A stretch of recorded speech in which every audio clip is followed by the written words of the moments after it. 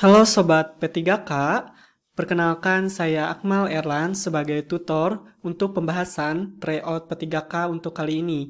Nah, di sini saya akan menjelaskan pada dua kategori ya. Yang pertama tentang kompetensi sosiokultural, kemudian yang kedua tentang kompetensi pedagogik. Nah, baik, kita langsung saja ya untuk pembahasan kali ini. Yang pertama kita akan membahas tentang kompetensi sosiokultural. Nah, apa itu kompetensi sosiokultural? Nah, kompetensi sosiokultural ini memiliki tujuan untuk menilai penguasaan pengetahuan, keterampilan, dan sikap atau perilaku yang dapat diamati, kemudian diukur, dan dikembangkan terkait dengan pengalaman berinteraksi dengan masyarakat, majemuk dalam hal agama, suku, budaya, perilaku, wawasan kebangsaan, etika, nilai-nilai, moral, emosi, dan juga prinsip, yang dimana harus dipenuhi setiap pemegang jabatan untuk memperoleh hasil kerja sesuai dengan peran, fungsi, dan jabatan dalam peran pemangku jabatan sebagai perekat bangsa yang memiliki sebagai berikut. Nah, untuk keempat hal ini juga termasuk tips dan trik kita ketika akan menjawab pertanyaan tentang kompetensi sosiokultural, yang dimana kita perlu mengetahui keempat ini ya.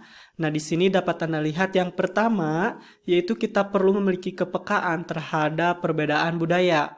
Nah, kemudian yang kedua, kita juga memiliki kemampuan tentang berhubungan sosial. Kemudian yang ketiga adalah kepekaan terhadap konflik. Dan yang terakhir adalah empati. Nah, baik, untuk selanjutnya kita akan langsung saja ya membahas contoh soal tentang kompetensi sosiokultural ini. Nah, di sini kita lihat yang pertama, yaitu Anda adalah orang yang kurang menyukai keramaian. Ketika Anda diundang di acara pesta dan bertemu teman-teman lama, Anda hanya berbicara seperlunya dan berusaha agar tidak terlihat dengan teman-teman yang lain. Ini dikatakan tentunya cukup kurang tepat ya, ataupun perilaku kita tidak baik jika kita makhluk sosial, di mana kita di sini kurang menyukai keramaian, bahkan kita hanya berbicara seperlunya serta berusaha agar tidak terlihat oleh teman-teman yang lain ya. Nah, kita garis bawahi ya, yaitu tidak terlihat teman-temannya lain, kemudian kita berbicara seperlunya. Nah, maka dari sana kita dapat memilih pernyataan yang tidak setuju ini ya, karena ini merupakan sikap yang kurang baik. Nah, ini kaitan eratnya dengan konsep termasuk ke dalam level 1 ini ya, yaitu tentang perekat bangsa dengan indikator 1,2, yaitu belajar tentang perbedaan yang ada dengan membaur bersama teman-teman Anda. Nah, isi dari level 1 perekat bangsa ini adalah peka memahami dan menerima kemajemukan. Sedangkan pada keadaan nomor 1 ini, kita tidak peka dalam memahami kondisi ataupun situasi ketika banyaknya keramaian orang, serta kita tidak dapat menerima kemajemukan ataupun perbedaan dari sifat-sifat teman kita. Maka dari sana kita dapat memilih poin D ini ya sebagai isinya. Nah, kemudian yang selanjutnya kita lihat ya untuk yang nomor 2. Nah, di sini adalah Anda sedang menikmati musik lewat earphone Anda, tiba-tiba ada orang yang ingin menanyakan sesuatu pada Anda. Anda lalu mengecilkan volume earphone dan menyimak pertanyaannya. Nah, untuk kegiatan ataupun situasi pada nomor 2 ini dikatakan cukup tepat ya, di mana kita di sini bersikap sangat baik, yaitu ketika ada orang yang bertanya, saat kita menggunakan earphone, kita langsung mengecilkan volume pada earphone agar dapat menyimak pertanyaan lawan bicara kita secara sesama ya. Maka dari sini kita dapat memilih poin A ini sebagai isinya, yaitu sangat setuju. Nah, mengapa sangat setuju? Ini kaitan eratnya ya dengan ke dalam level 2 dalam perangkat atau perekat bangsa ini ya, dengan indikator pada nomor 2,1, yaitu mampu menampilkan sikap menghargai orang lain yang ingin bertanya dengan melepas earphone dan mendengarkan pertanyaan orang lain. Nah, isi dari level 2 perekat bangsa ini adalah sebagai berikut, yaitu aktif mengembangkan sikap saling menghargai, kemudian menekankan persamaan dan persatuan. Nah, ini sama halnya ya dengan perilaku yang ditunjukkan pada nomor 2 tersebut, yaitu kita mengecilkan volume earphone ketika ada seseorang yang menanyakan sesuatu kepada kita. Maka poin A ini dikatakan paling tepat ya untuk menjawab permasalahan nomor 2. Nah, baik, tadi kan kita sudah belajar tentang contoh dua soal ya, tentang kompetensi sosiokultural. Nah, sekarang kita akan belajar tentang kompetensi pedagogik. Nah, di sini dapat Anda lihat apa itu kompetensi pedagogik. Nah, kompetensi pedagogik ini merupakan salah satu jenis kompetensi yang mutlak perlu dikuasai oleh guru. Nah, maka dari sini kompetensi pedagogik ini pada dasarnya adalah kemampuan guru dalam mengelola pembelajaran peserta didik. Itu kompetensi pedagogik merupakan kompetensi yang khas yang akan membedakan guru dengan profesi lainnya dan akan menentukan tingkat keberhasilan proses dan hasil pembelajaran peserta didiknya. Maka dari sana, trik dan tipsnya agar kita dapat menjawab permasalahan untuk kompetensi pedagogik ini, kita perlu mengetahui keempat ini ya. Nah, yang dimana isinya adalah yang pertama, kita perlu menguasai karakteristik peserta didik. Nah, kemudian yang kedua, kita perlu menguasai teori belajar dan prinsip-prinsip pembelajaran yang mendidik. Kemudian yang nomor tiga adalah pengembangan kurikulum. Dan yang terakhir adalah kegiatan pembelajaran yang mendidik. Jadi ini kaitan eratnya dengan kegiatan kita misalkan sebagai seorang guru ya. Maka itulah yang perlu kita kuasai agar kita dapat mengisi permasalahan untuk kompetensi pedagogik tersebut. Nah, baik, kita lanjut saja ya pada contoh soalnya. Nah, di sini yang pertama adalah seorang guru melaksanakan 3 langkah pembelajaran, salah satunya pada kegiatan pendahuluan. Nah, berikut ini yang termasuk dalam kegiatan pendahuluan kecuali. Nah, maka dari sini kita garis bawahi ya, yang pertama di sini adalah kegiatan pendahuluan. Jadi sebelum adanya sebuah pembelajaran ya, maka dari sini kita memerlukan sebuah pendahuluan. Nah, yang ditanyakan pada nomor 3 ini yaitu yang tidak termasuk ke dalam pendahuluan kegiatan pembelajaran. Nah, maka dari sana saya akan menjelaskan apa saja yang perlu dilakukan ketika langkah pembelajaran akan dilaksanakan terutama pada pendahuluan. Nah, di sini dapat Anda lihat dalam kegiatan pendahuluan terdapat beberapa tahapan di antaranya. Nah, di sini yang pertama adalah pengkondisian. Nah, pengkondisian ini sangat perlu ya ketika akan memulai sebuah pembelajaran dikarenakan kita perlu menciptakan kondisi belajar yang kondusif dengan misalkan berdoa, kemudian memberi salam, memusatkan perhatian dan mengecek kehadiran peserta didik. Nah, misalkan seperti itu ya, contohnya misalkan jika kita sebagai seorang guru. Nah, kemudian yang nomor 2 adalah persepsi dan motivasi. Nah, yang kedua ini kita perlu mengaitkan materi pelajaran pada minggu-minggu sebelumnya sesuai dengan materi pelajaran hari ini dan memberikan dorongan ataupun motivasi untuk senantiasa giat belajar. Jadi ini sangat penting juga ya untuk bagian ataupun tahapan pada pendahuluan. Nah, kemudian yang nomor 3 adalah penjelasan rumusan masalah dan tujuan.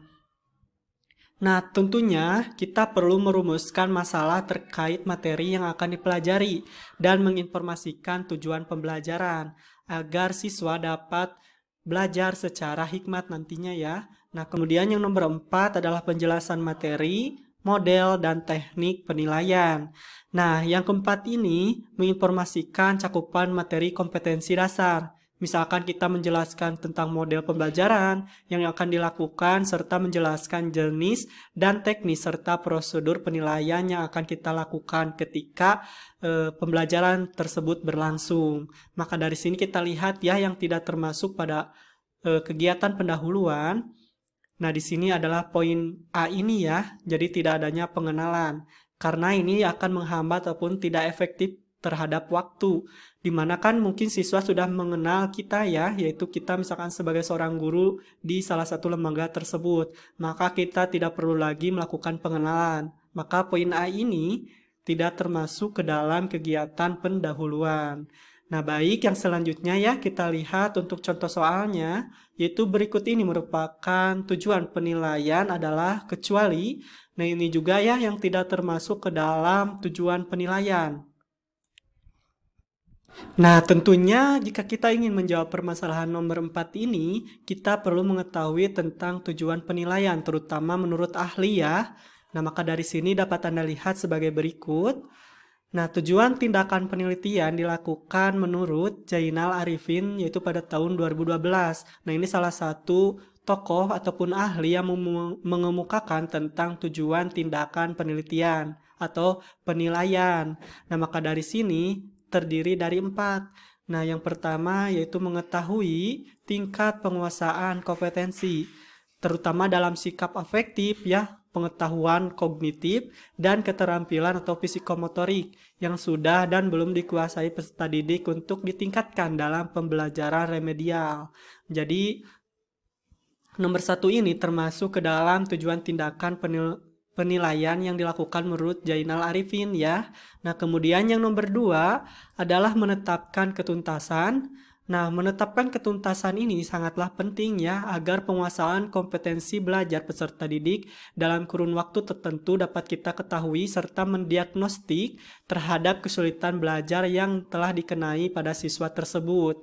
Maka poin 2 ini termasuk ke dalam tujuan tindakan penelitian. Nah, kemudian nomor 3 adalah menetapkan program perbaikan dan pengayaan. Nah, tujuan tindakan penilaian juga kita dapat menetapkan sebuah program perbaikan serta pengayaan ya, terutama bagi siswa yang mungkin memenuhi ataupun tidak memenuhi terhadap kriteria ketuntasan minimal yang telah dibuat oleh lembaga ataupun sekolah tersebut. Nah, kemudian yang nomor 4 adalah memperbaiki proses pembelajaran. Nah, tujuan tindakan penilaian juga kita perlu adanya perbaiki tentang proses pembelajaran agar pembelajaran yang selanjutnya dapat berakhir dengan baik, yaitu siswa dapat mengetahui konsep serta menghubungkan setiap fakta dengan kehidupan sehari-hari. Maka dari sini kita lihat ya, untuk jawaban nomor 4 ini yang tidak termasuk adalah poin E ya, yaitu mengevaluasi hasil belajar peserta didik dalam rangka membantu peserta didik memahami kemampuan dirinya. Nah, ini tidak termasuk ya ke dalam tujuan penilaian. Nah, baik, yang selanjutnya di sini ada nomor 5 ya, untuk contoh soal tentang kompetensi pedagogik ya, yang selanjutnya yaitu indikator pencapaian kompetensi atau disebut IPK memiliki kedudukan yang sangat strategis dalam mengembangkan pencapaian kompetensi dasar. Nah, berikut ini yang bukan merupakan fungsi dari indikator pencapaian kompetensi IPK adalah, nah maka dari sini kita garis bawahi ya, apa itu indikator pencapaian kompetensi IPK, kemudian fungsi dari indikator pencapaian adanya kompetensi IPK ini ya. Nah, maka dari sana dapat Anda lihat sebagai berikut. Nah, indikator pencapaian kompetensi IPK ini tentunya memiliki beberapa fungsi, terdiri dari 4 ya. Yang pertama yaitu adalah sebagai pedoman dalam mengembangkan materi pembelajaran. Nah, kemudian yang kedua adalah sebagai pedoman dalam mendesain kegiatan pembelajaran. Yang ketiga sebagai pedoman dalam mengembangkan bahan ajar, dan yang terakhir sebagai pedoman dalam merancang dan melaksanakan penilaian hasil belajar. Maka dari sana kita lihat untuk poin A ini termasuk ya ke dalam fungsi dari indikator IPK. Nah, kemudian yang nomor B adalah pedoman dalam mengevaluasi materi pembelajaran. Ini tentunya tidak termasuk ya ke dalam fungsi adanya indikator pencapaian kompetensi atau IPK, karena mengevaluasi tentang materi pembelajarannya, karena materi pembelajaran telah ditetapkan pada zaman-zaman terdahulu ya, yaitu pada penemuannya. Maka untuk poin B ini dikatakan tidak termasuk ke dalam fungsi dari indikator pencapaian kompetensi atau IPK ya. Nah, kemudian poin C adalah pedoman dalam mendesain kegiatan pembelajaran, ini termasuk. Kemudian pedoman dalam mengembangkan bahan ajar, ini juga termasuk. Dan poin E adalah pedoman dalam merancang dan melaksanakan penilaian hasil belajar, ini juga termasuk. Nah, maka yang paling tepat adalah poin B ini ya, untuk menjawab permasalahan terakhir pada contoh soal kompetensi pedagogik. Nah, itu dia pembahasan kita untuk kali ini tentang contoh soal pada kategori sosiokultural serta kategori pedagogik. Sampai bertemu di next video selanjutnya.